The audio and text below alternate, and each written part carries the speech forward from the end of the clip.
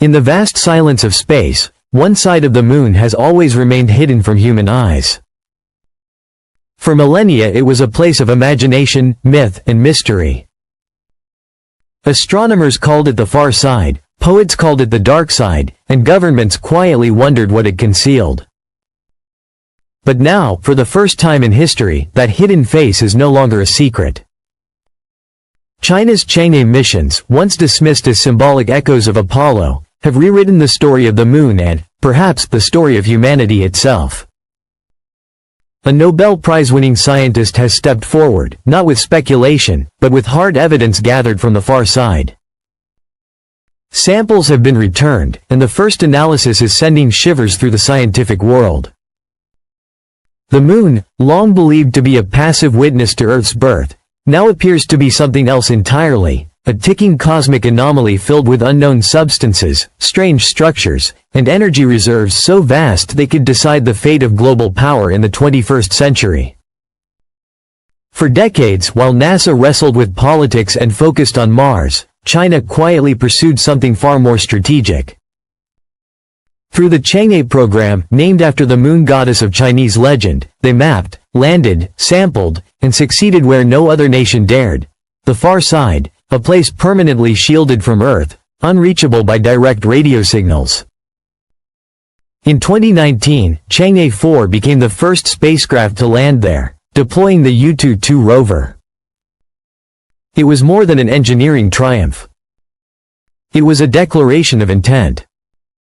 From the beginning, Yutu-2's discoveries shocked researchers. Inside a small crater, the rover's cameras captured a greenish gel-like material that gleamed unnaturally under the sun. It didn't match the surrounding regolith and seemed almost fresh, as though it had been formed only recently. The far side of the moon should be cold and dead, devoid of the radioactive heat that drives geological activity. So how could something new be forming there? Months later, Yutu-2 stumbled upon something even stranger: perfectly transparent glass-like spheres scattered across the dusty plains. They weren't fragments or beads but flawless orbs, some nearly an inch across, far larger than anything Apollo missions ever returned. And they weren't random. They appeared in subtle arrangements, as though shaped or placed with purpose. To create such structures would require temperatures far beyond those produced by ordinary impacts.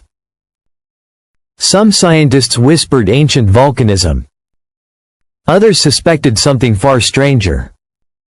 But the most unsettling revelations came not from the surface but from deep within the lunar crust. In 2024, China's Chang'e 6 mission targeted the South Pole Aitken Basin, one of the largest impact craters in the solar system. Samples from this region revealed minerals that did not match accepted models of lunar formation. Olivine and low-calcium pyroxene were present, but their chemical ratios were wrong, as if the moon's mantle had been altered, engineered, or forged under conditions unlike anything we understand. Buried inside one of these minerals was something even more valuable: helium-3, a rare isotope that could power fusion reactors without radioactive waste. Just 1 ton could power an entire country for a year. On Earth, helium-3 is nearly non-existent. On the Moon, it is abundant. And China knows this. Their International Lunar Research Station, already in planning, is designed not only for exploration but for full-scale mining and resource extraction. Whoever controls helium-3 may hold the keys to the next energy revolution. When the samples were quietly shared with select international scientists, one name stood out: Dr. Samuel Reiner, Nobel laureate in physics. After weeks of private study, he broke his silence at a closed-door forum in Geneva. According to leaked transcripts, he warned, if these mineral patterns are accurate, we are no longer looking at a naturally evolving satellite. We are looking at geological coding processes arranged with precision, not chaos. He compared some crystalline alignments to synthetic nanostructures used in Earth's advanced technologies. In other words, parts of the moon might not be natural at all. Adding to the mystery, Chang'e 6 carried a ground-penetrating radar that revealed something beneath the regolith.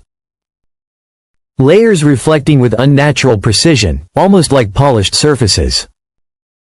Some scans suggested cavities or hollow spaces. Stranger still, a faint low-frequency resonance was detected near these zones, repeating every 12 hours like a pulse. NASA, ESA, and JAXA have remained silent, issuing no major public responses. Internal memos allegedly warn researchers not to speculate until cooperative frameworks are re-established. Translation: wait until the West catches up. Meanwhile, China publishes data selectively, keeping critical details behind closed doors. This raises a chilling possibility. The far side of the moon may hold not only resources but secrets. If even a fraction of this evidence is true, perfect glass orbs, engineered mineral layers, resonant signals from beneath the crust, then we are no longer dealing with geology. We may be standing on the edge of a cosmic revelation. For decades, we thought the moon was a silent relic. But perhaps that silence was not emptiness. Perhaps it was secrecy, a veil drawn over something too powerful, too alien, or too dangerous to reveal. And now, the veil is lifting. The question is no longer just what lies beneath the far side of the moon. The question is whether humanity is ready for the answer.